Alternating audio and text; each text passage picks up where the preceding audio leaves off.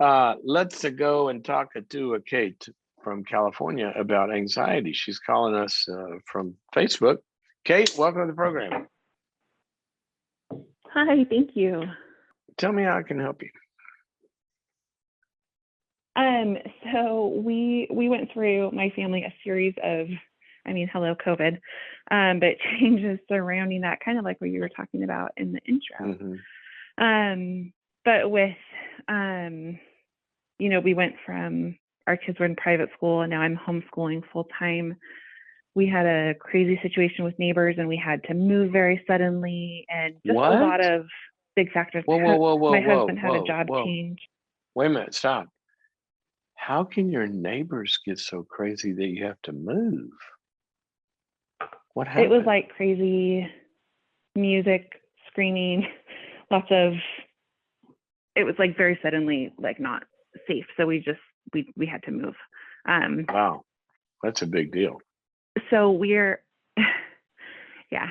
So now we're in a new place and we're safe, we're good, we're settled. I'm still homeschooling, but that's kind of in its groove. But my anxiety is just won't calm down. So I'm still like waking with panic attacks, and is this the first time? Is this the first time you've ever had anxiety attacks? Yeah. No, never had. How old are you? I'm 35. 35. Wow, that's really good. I mean, it's a lot I've of had times, anxiety, but not like attacks like this. Yeah, is it kind of full-blown panic attacks, and you get the whole bit, like the hyperventilating and the feeling like you're going to die and all that kind of stuff, right? Yeah. So what kind of treatment have you had? So I started some counseling about 6 months ago, and it was helping for a while, and then it got worse again. And like I have like noise triggers and whatnot. So I'm working with a counselor. I'm wondering if there's like any like down and dirty like way to expedite to get. Especially this last week, Okay, you laughed there. You sort of laughed for a second. I lost some words. You're working with a counselor, and what down and dirty? If there's a way, like a quick fix? A way to just like help or like for my body to just figure out that like we're okay now. Like I hear the garbage truck go by and I just freak out. Like Yeah. Let me ask you this: What are you working on? What are you working on with the counselor? Is this a psychologist? Yeah, he's a Christian counselor. Yeah, but there's Christian counselors, from lay counselors all the way to psychiatrists, psychologists, and everything in between. What? He has lots of degrees on as well. Okay, doctor thermometer. All right. So what are you doing? What are you working on in the counseling?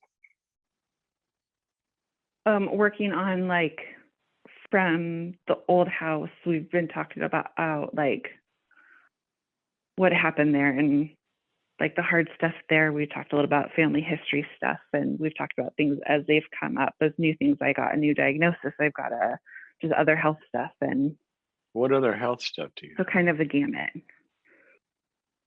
What's that? It's a new it's this like I have tumors that grow. So it's dealing with that. That's the new diagnosis. So nothing to do with like mental health stuff. Okay. Well, you went out on me, so I couldn't quite hear what it was, but you have some kind of health issue. I'm sorry. Is it affecting your functioning? I mean, you feel crummy, you can't do stuff you used to do? Yes. Okay. Yeah, it's lots and lots of pain. Oh, okay. So basically the counseling is kind of talking about this stuff. You're processing things. Yeah. Okay. And what does the counselor say specifically about the panic attacks? How he or she wants you to address those?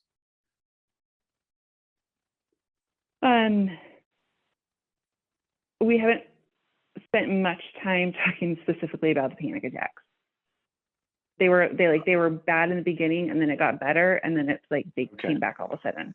All right. So first thing I always do, it's always good practice, is when somebody's in counseling to go back to your counselor and tell them, say, you know what, it helped for a little while, but my anxiety is growing. I'm having panic attacks now. Tell me exactly what's our plan for dealing with these panic attacks, as well as all this other stuff. Now, processing life and family issues and all that kind of stuff is really, really important. But also you probably need some sort of an idea of, is that going to help my anxiety? And what do I do? What do I do in the meantime? Okay. That's number one. Secondly, I would ask the counselor, what is your method of dealing with panic attacks? Anxiety attacks are very treatable. Okay. And I would just talk to him about that. And I would ask him, say, is that really something that you have a lot of experience in? And in addition, maybe to our processing, do I need a specialist that just does anxiety attacks? And that's a good question to ask.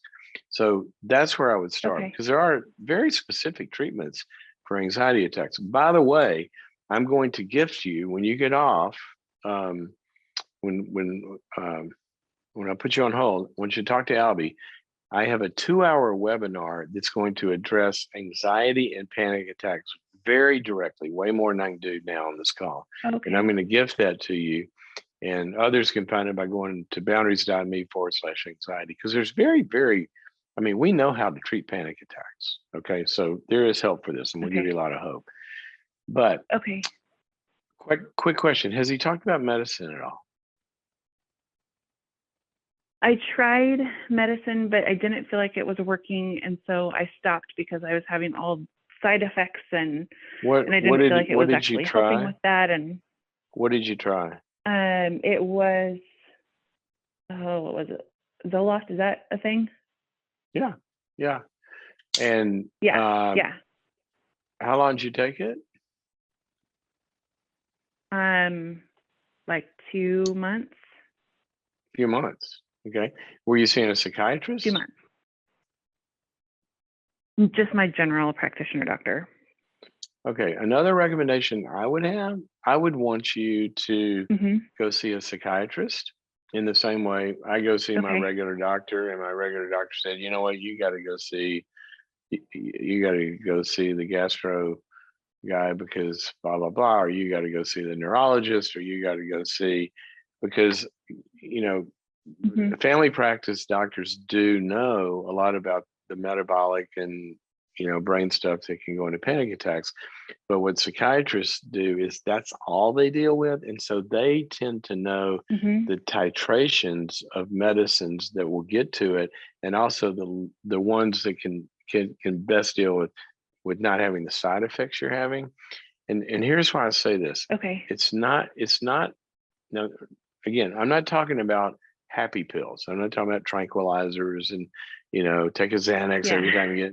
That's not what I'm talking about, because those are addictive, and those can be problematic when not used well. But the class of medicines you're talking about, sometimes people have anxiety attacks that are secondary and kind of part of sort of the same brain systems that work with depression. And this class of antidepressants restores brain chemistry, and it takes a little while to do it. It's going to take a few weeks, and it can be enormously beneficial.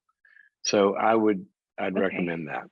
Okay. Now, having said all of that, I'm going to give you a couple of things for just things that are really good to think about. What's happening in a panic attack is you will get a trigger, right? A noise or whatever. Basically, we could talk about all the causes. You're working on that in therapy. A lot of this has to do with feeling out of control. I mean, stuff has happened that you don't have control of, right? So what that does is it starts the amygdala and a bunch of other, stuff in your brain to start shooting off signals something bad is happening. All right. And your body is shooting off all of these hormones and a bunch of other stuff that's putting you into an alerted state. All right. Now, when the way the biochemistry of that works is that state comes with a feeling of awful dread, correct? Yeah. Awful dread. Something awful is happening. Okay. That's the way God designed you.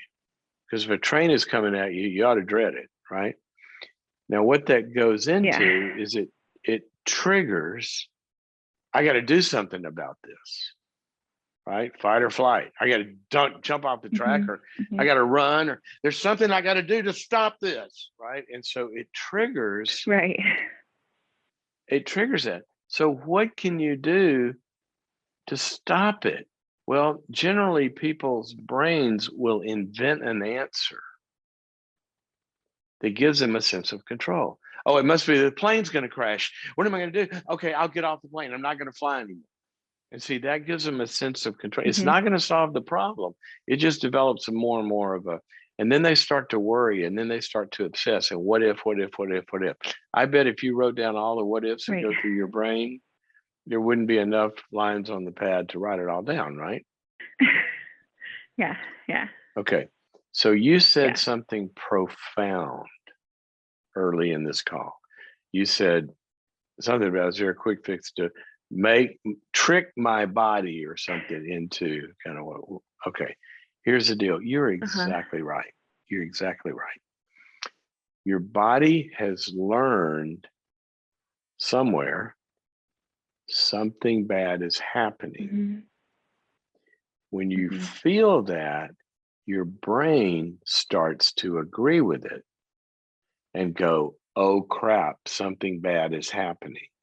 And then you get afraid of something bad is happening, and that ups the anxiety. Now I'm afraid of, oh my gosh, I'm going to panic attack. Oh, here it comes, right? And it escalates.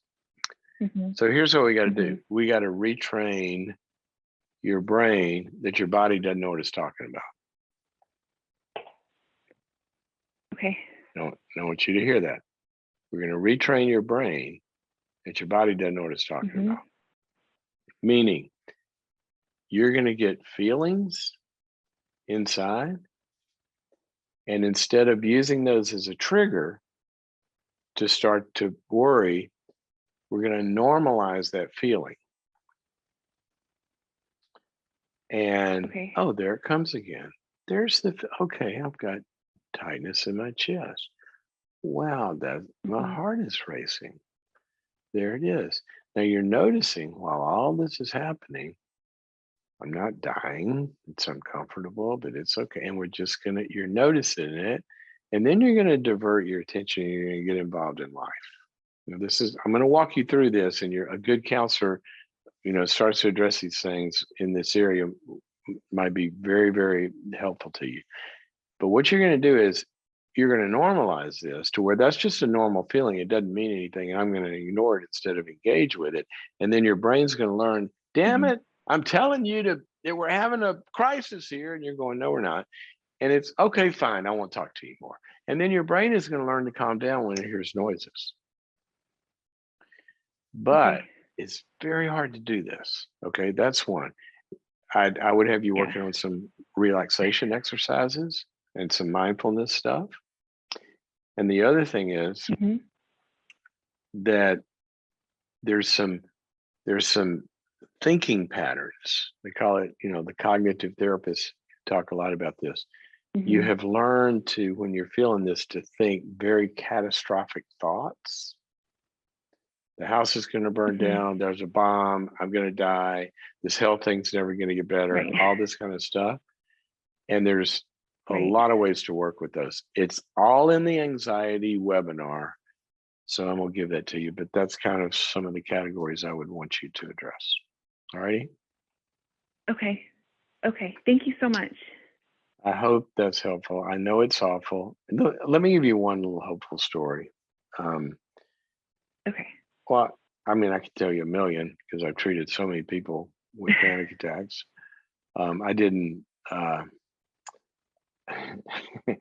well, um, what I started saying, my daughter had some because she got locked in an airplane bathroom during horrible turbulence and started to develop anxiety disorder. When she was like 7.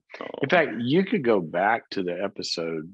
It's probably in the archives here where I interviewed her, and it was so cool because I taught her these methods of dealing with her panic attacks. Like she would go on sleepovers and call us, come get me. It's 10 o'clock at night. Come get me, come get me, come get me. And I had to really teach her, we're not going to give into this and all this. But I taught her this formula, and here's what it was. Feel it. Just let yourself feel it. Let it come. There it is. You can't stop it. The part of the brain that says stop it is not connected to the part of the brain that's generating it. So it doesn't help. So just feel it. Okay. Ignore it and choose to get involved in whatever you're going to do. And so anyway, she works as fan. Her panic attacks go away. We're on vacation. And her cousin's having anxiety attacks about the boat, getting on the boat to go ski. And it was so cool. I watched this 12-year-old girl sit down with her 10-year-old cousin and say, okay, here's what you do. You feel it, and then you accept it and ignore it, and then you go skiing. And it works. It works. So anyway, get a good counselor or talk to your counselor about getting something direct. If he or she can't do it, in addition to maybe continuing to do what you do, you might want to see somebody who takes you a specific path of this. I want you to see a psychiatrist, and then I want you to listen to the webinar because it's going to instruct you on this.